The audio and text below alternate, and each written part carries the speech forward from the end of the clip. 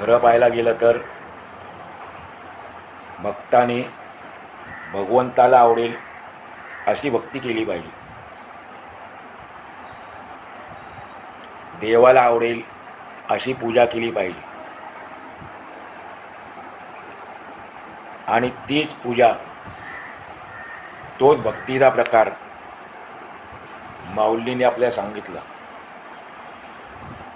भगवंताला कोणती भक्ती आवडते, कोणती पूजा आवडते.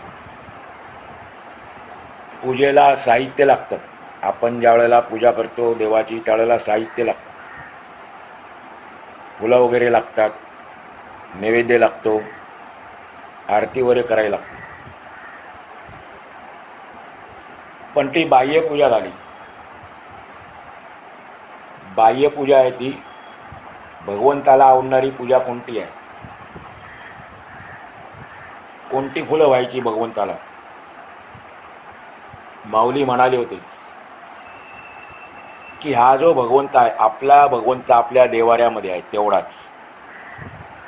आपले देव फक्त देवाऱ्यातले. पण माऊली म्हणतात की सर्वात्मक ईश्वर जो आहे, सर्वांच्या हृदयस्थ असलेला जो ईश्वर आहे, जो तुमच्यात आहे, माझ्यात आहे, सर्वांमध्ये आहे, सर्व प्राणीमात्रांमध्ये आहे, अशा सर्वात्मक ईश्वराची स्वकर्मरूपी फुलांनी पूजा करावी. आपल्या स्वतःचा धर्म पालन करून स्वतःची कर्मरूपी फुलं भगवंताला अर्पण करायची. आणि त्या फुलांनी पूजा केल्यानंतर मग भगवंताला आनंद होतो. साधा आनंद नाही, अपार आनंद होतो, अमर्याद आनंद होतो. आणि मग त्या आनंदाने तो भगवंत संतुष्ट होतो. संतुष्ट झाल्यानंतर तो आपल्याला प्रसाद देतो. पूजेमध्ये प्रसाद पण महत्त्वाचा असतो. पण तो कधी मिळतो आपल्याला? आपण आपल्याला आवडेल तो नैवेद्य दाखवतो, प्रसाद म्हणून आपण स्वतःच खातो. परंतु भगवंताची स्वतःच्या धर्मरूपी कर्मरूपी फुलांनी पूजा केल्यानंतर भगवंत आपल्याला वैराग्य सिद्धी हा प्रसाद देतो. म्हणजे काय? भगवंताची इच्छा आहे, ज्याचे जे विहित कर्म आहे, ज्याचं जे नियत कर्म आहे, ते प्रत्येकाने केले पाहिजे अशी भगवंताची इच्छा आहे. आणि ते जर आपण प्रत्येकाने केलं, म्हणजे स्वधर्माच्या रूपाचं पालन केलं, स्वधर्माचं पालन केलं, स्वकर्तव्याचं पालन केलं, तर निसंशय आणि खात्रीपूर्वक आपल्याला भगवंताची प्राप्ती होती. आणि त्यामुळे आपण प्रत्येकाने जीवनामध्ये एक लक्ष ठेवायचं, एक लक्षात ठेवायचं की फक्त विहित कर्म करणे हे आपले एकमेव जीवन आहे. कर्माचे प्रकार आपण पाहिले होते गीतेमध्ये. इथे आपल्याला केवळ आपले विहित कर्मच लक्षात घ्यायचं आहे. हे आपले प्रत्येकाचे जीवन आहे. आणि तीच सर्वात्मक विश्वात्मक आदिपुरुषाची अत्यंत परम सेवा आहे, श्रेष्ठ सेवा आहे, अशी मागणी मागतात माऊली पसायदानामधून. ज्ञानेश्वरीसारखा ग्रंथ ज्यांच्या कृपेने माऊलींनी सांगितला, ते कृपाळू दयावंत त्यांच्यासमोर बसलेले आहेत, भावाच्या रूपात आणि सद्गुरूंच्या रूपात. आणि त्यांच्याकडे त्यांनी प्रसादाचं दान मागितलं होतं. आता या ग्रंथाच्या आधारे माऊली आपल्या गुरूंकडे आणखीन एका गोष्टीची उलगडा करू इच्छितात. आणखी एक गोष्ट सांगू इच्छितात आपल्या गुरुदेवांनी. मग ती गोष्ट कोणती आहे ती आपल्याला शिकायची आजच्या ओवी क्रमांक 8. आणि ग्रंथोपजीविये विशेषी लोकीये दृष्टादृष्ट विजये होआवेजी. या ओवीमधून माऊली ज्ञानेश्वर माऊली गुरुदेवांकडे काय सांगू इच्छितात ते म्हणतात, विश्वात्मक देवराया विशेष करून खास करून या मृत्यूलोकातील लोकांनी ग्रंथांना आपल्या जीवनाचा मुख्य आधार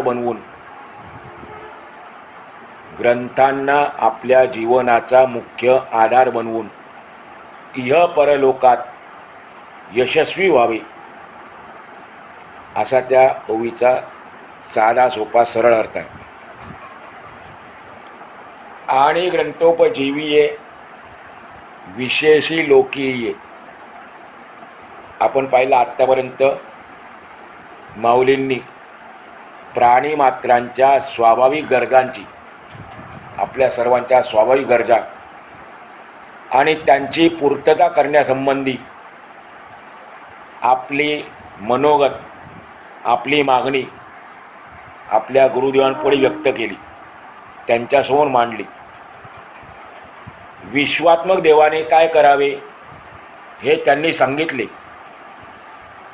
मग आपलं कर्तव्य काय आहे का नाही, आपण काय केलं पाहिजे, लोकांनी काय केले पाहिजे ते आपल्याला या ओवीतून सांगतात.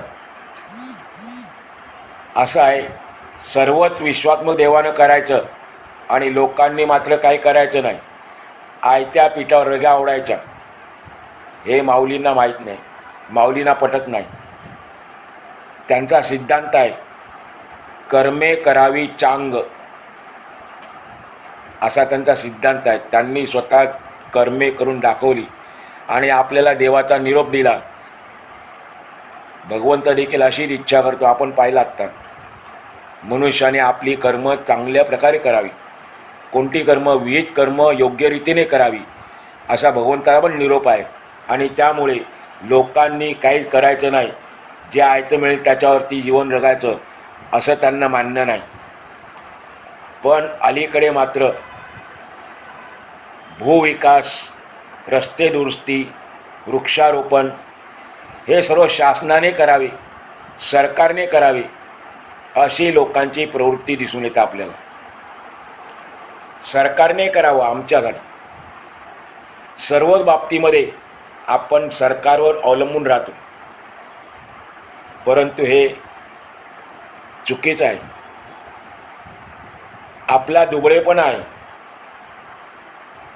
आणि अशी प्रवृत्ती जर आपल्यामध्ये असेल तर देशाची प्रगती होऊ शकत नाही. फक्त सरकारने करायचा आणि आपण मात्र सर्व सोयीचा लाभ घ्यायचा, आपण काय करायचं नाही, हा आपला दुबळेपणा आहे. राष्ट्राच्या प्रगतीला धोकादायक आहे. तरी काही बाबतीमध्ये 1/4 प्रमाणामध्ये, तर काही बाबतीमध्ये 1/2 प्रमाणामध्ये आपल्याला सरकार आर्थिक सहाय्य देत आहे. नाही असं नाही, आपल्याला सरकार आर्थिक सहाय्य देत आहे. जर आपण आजकालच्या परिस्थितीवर विचार केला तर आपल्या लक्षात येईल, आपल्या पसायदानामध्ये माऊलींनी, गुरुदेवांनी काय करावे, म्हणजे विश्वात्मक देवाने काय करावे हे सांगत असताना लोकांनीसुद्धा काय केले पाहिजे हे पण सांगितलेलं आहे. आणि ग्रंथोपजीविये या 2 शब्दातून माऊली आपल्याला ज्ञानार्जनाचे महत्त्व सांगतात. ग्रंथ म्हणजे ज्ञान आहे, ग्रंथ म्हणजे गुरु आहे, गुरु तेथे ज्ञान असं माऊली म्हणते ज्ञानेश्वरीमध्ये. गुरु तेथे ज्ञान, ज्ञानी आत्मदर्शन. गुरूंनी ज्ञान दिल्यानंतर मनुष्याला आत्मदर्शन होतं, स्वतःची ओळख होती. अशा या ग्रंथाच्या द्वारे आपण ज्ञानार्जन करावं, ज्ञान प्राप्त करावं असं त्यांना सांगायचं. पण ग्रंथोपजीवी याचा अर्थ असा नाही की लोकांनी ग्रंथांना आपल्या पोट भरण्याचे साधन बनवावे, ग्रंथ वाचावेत आणि त्यातला काही पाठ करून त्यावर आपले पोट भरावे, बायका मुलांना पोषित जगभर हिंडावे, असा त्याचा अर्थ नाही. पण आजकाल आपल्याला हे चित्र दिसून येतं. आणि म्हणून अशा प्रकारे ग्रंथाच्या आधारे माहिती सांगून, ज्ञान नाही, ग्रंथाच्या आधारे माहिती सांगून आपले पोट भरणारे संत या युगामध्ये बरेच झालेत. तुकारामाला सांगतात एके ठिकाणी, कलियुगामध्ये संत झालेले आहेत ते असे झालेले आहेत, पोट भरण्यासाठी संत आले आहेत. पोटासाठी संत झाले कलित बहुत. त्यांच्या अभंगाची एक ओळ आहे, पोटासाठी संत झाले कलित बहुत. पण असा त्या ग्रंथोपजीवीचा अर्थ नाही आहे. मग त्याचा अर्थ काय आहे?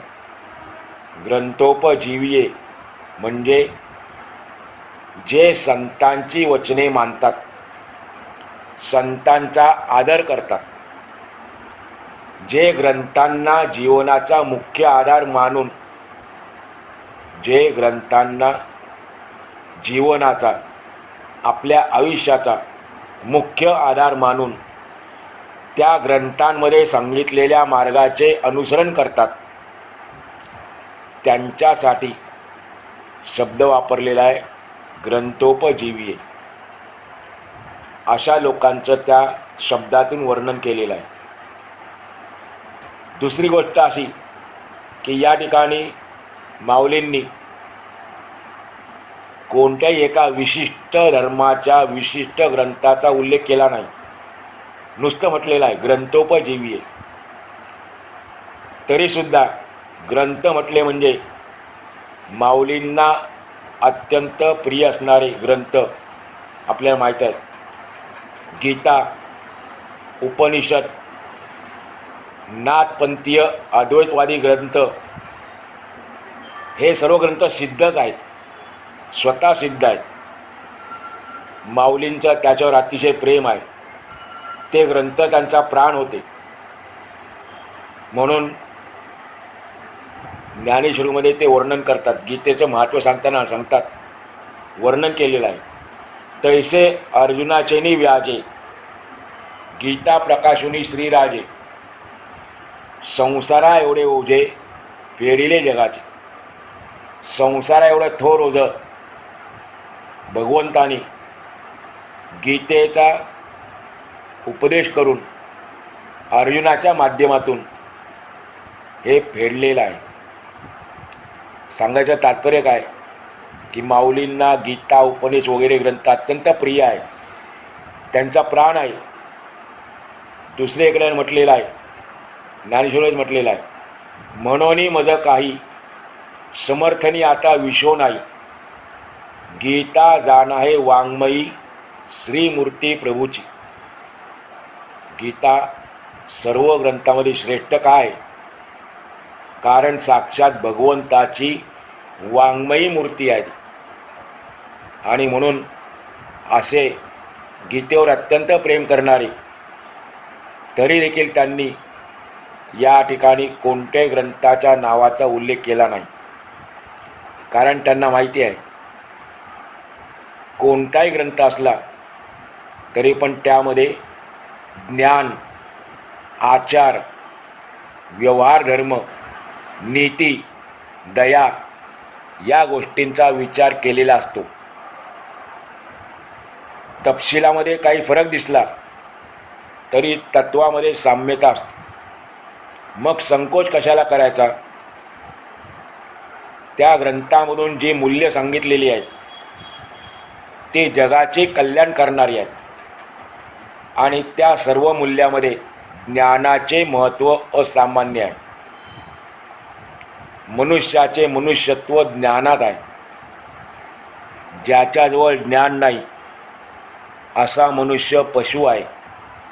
एका सुभाषितकाराने असं म्हटलेलं आहे की ज्याच्याजवळ ज्ञान नाही त्या माणसामध्ये आणि पशुमध्ये काही फरक नाही. म्हणून मनुष्याचे मनुष्यत्व ज्ञानात आहे. किंबहुना ज्ञान हे प्रत्येक जीवाचे स्वरूप आहे. ज्ञान प्राप्त झाल्यानेच आपल्या आयुष्यामध्ये परिवर्तन घडते, क्रांती घडून येते. खरं काय, यथार्थ ज्ञान काय ते आपल्याला कळतं. कर्म कसं करावं हे आपल्याला ज्ञान शिकवते. आणि म्हणून मानवी जीवनामध्ये ज्ञानाचे स्थान काय ते भगवंताने सांगितलेलं आहे की या जगामध्ये एकच एक गोष्ट पवित्र आहे आणि ती म्हणजे ज्ञान. चौथ्या अध्यायात सांगतात, भगवान सांगतात स्वतः, नहि ज्ञानेन सदृशम पवित्रमिह विद्यते. ज्ञानासारखी पवित्र वस्तू पृथ्वीच्या पाठीवर दुसरी कोणतीच नाही. आणि ते ज्ञान ग्रंथांच्या द्वारा प्राप्त होते. पण नुसते ज्ञानच नाही प्राप्त होत, तर ज्ञानाबरोबर आपल्याला विज्ञान देखील प्राप्त होते. मग आपल्याला वाटेल की आता इथे विज्ञानाचा काय संबंध आहे, विज्ञान कशाला पाहिजे, ते तर मिथ्या आहे, ते खोटं आहे, मग आपल्याला त्याचा उपयोग काय. पण विज्ञानाचा फार मोठा उपयोग आहे. ज्ञानाशिवाय विज्ञानाला आंधळ मानलं आहे. ज्ञानाशिवाय विज्ञान आंधळ आहे, तर विज्ञानाशिवाय ज्ञान लंगडे आहे.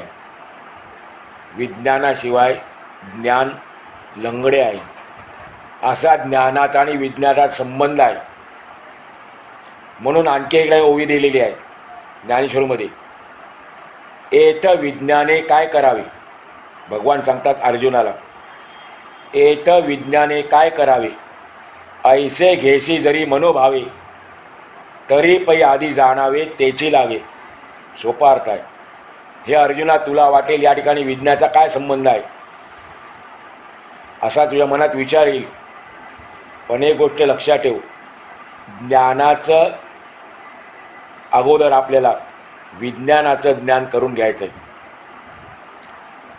माऊलींनी जी सृष्टी निर्माण केलेली आहे ग्रंथाच्या माध्यमातून, त्यामध्ये ज्ञान आणि विज्ञान एकत्र नांदतात. ज्ञानाचा आणि विज्ञानाचा संबंध आहे.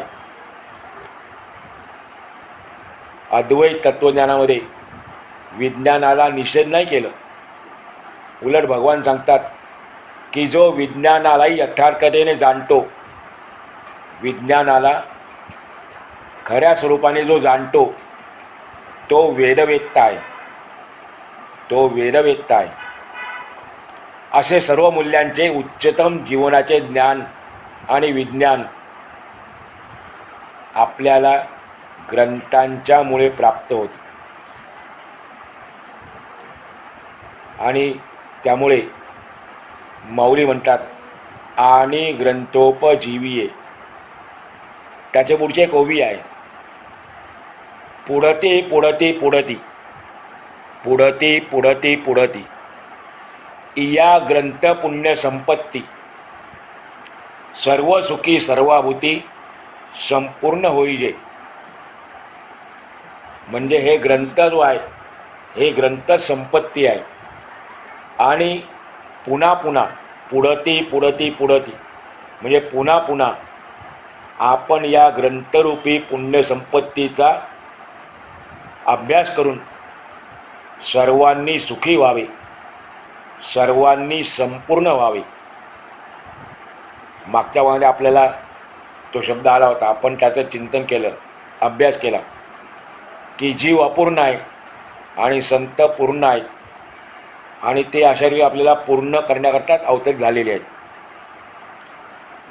पुढे म्हटलेलं आहे उत्तरार्धामध्ये या ओवीच्या, विशेषी लोकी इये. या 3 शब्दांनी माऊलींना काय सुचवायचं आहे की फक्त मृत्यूलोकातील मानवालाच नाही,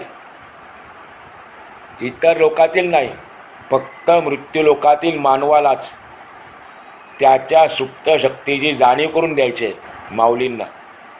म्हणून म्हटलेलं आहे विशेषी लोकी इये. इये म्हणजे या, लोकी म्हणजे या लोकात. मग आपला कुठला लोक आहे? पृथ्वी लोक आहे, मृत्यू लोक आहे. या लोकातील मानवांनी, असा त्याचा अर्थ आहे. मृत्यूलोक म्हणजे कर्मभूमी आहे. आपण या ठिकाणी कर्म करणारे आलेलो आहोत. आणि स्वर्ग इत्यादी लोक आहेत ते भोगभूमी आहेत. जे कर्म आपण चांगली करू ती भोगण्याकरता मनुष्य स्वर्गात जातो. आणि त्यामुळे येथे आपण जे काही करू चांगलं वाईट कर्म, त्याप्रमाणे आपल्याला भोगण्याकरता दुसरे लोक आहेत. चांगले केले कर्म स्वर्ग लोक आहे, वाईट कर्म केले मृत्यूलोक पाताळ लोक आहे. आणि त्यामुळे मृत्यूलोक एक कर्मभूमी आहे आणि स्वर्ग इत्यादी भोग आहेत ते भोगभूमी आहे.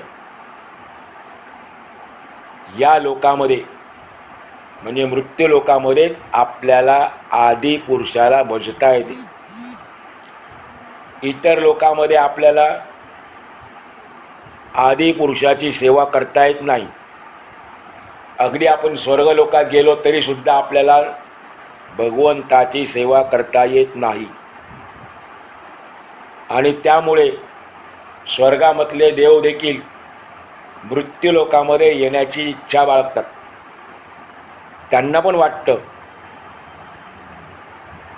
मृत्यूलोकी व्हावा जन्म आमा, स्वर्गीचे अमर इच्छिताती देवा, मृत्यूलोकी व्हावा जन्म आमा.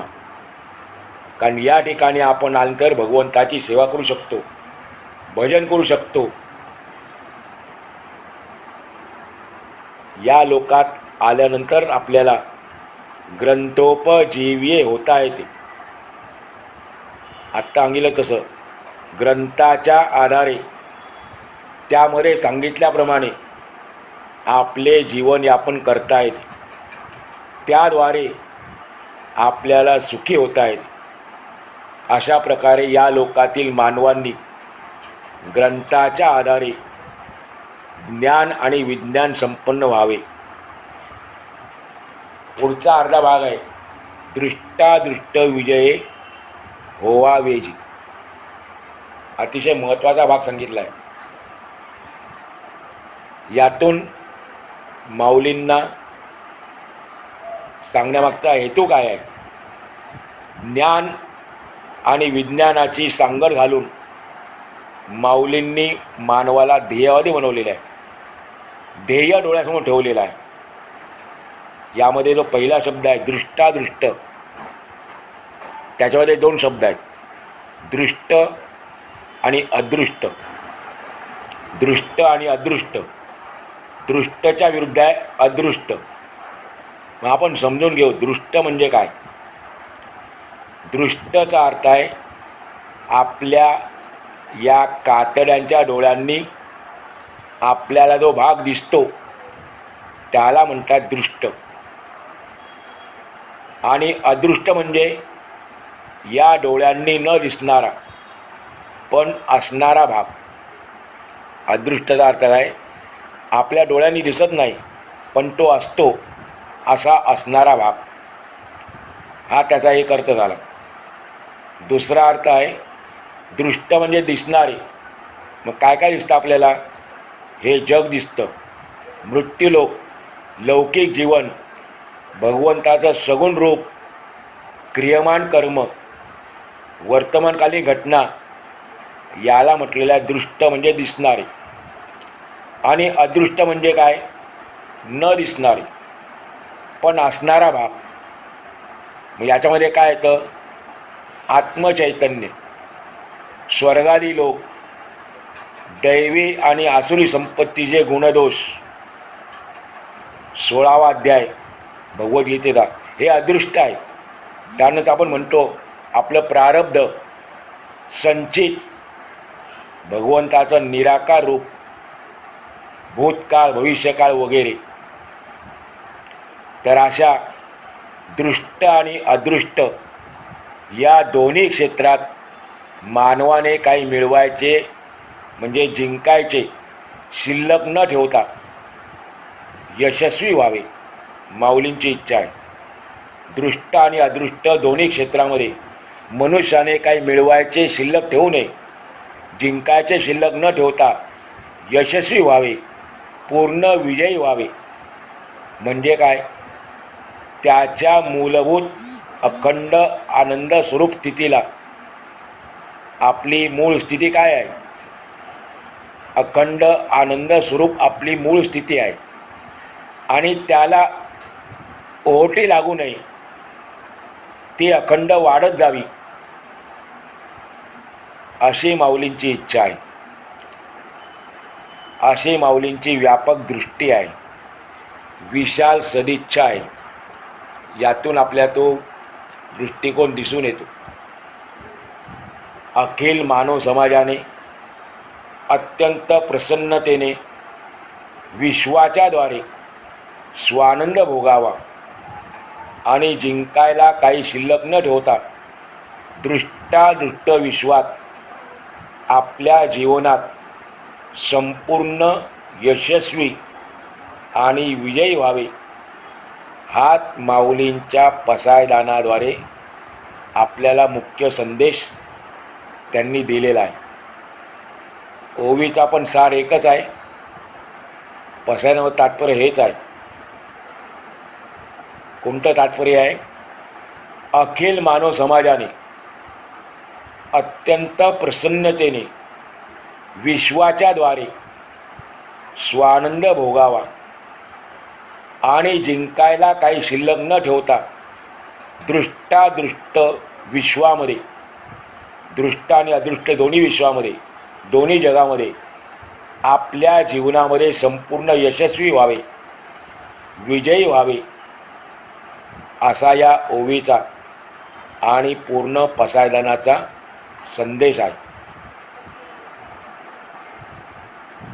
माऊलींच्या समोर विश्वात्म देव बसलेले आहेत, अर्थात सद्गुरू निवृत्तीनाथ बसलेले आहेत. आपल्या आदर्श सच्चिच्चाची सदिच्छा आणि गरुड झेप पाहून या विश्वात्मक निवृत्ती राजाला आनंद झाला, तो प्रसन्न झाला, भारावून गेला आणि धन्य झालो या आनंदाने नाचू लागला आणि त्यांनी त्रिवार गर्जना केली. माऊलीने दान मागितलं, त्या दानाने म्हणजे त्या मागणीने प्रसन्न झाले आणि त्रिवार गर्जना केली, तथास्तु तथास्तु तथास्तु, म्हणजे तसे हो तसे हो तसे हो. आणि मग सद्गुरूंच्या मुखातून आलेले उद्गार म्हणजे पुढची पसायदानाची सांगतेची ओवी आहे, 9वी ओवी आहे. आपला आजचा भाग आपण या ठिकाणी पूर्ण करू.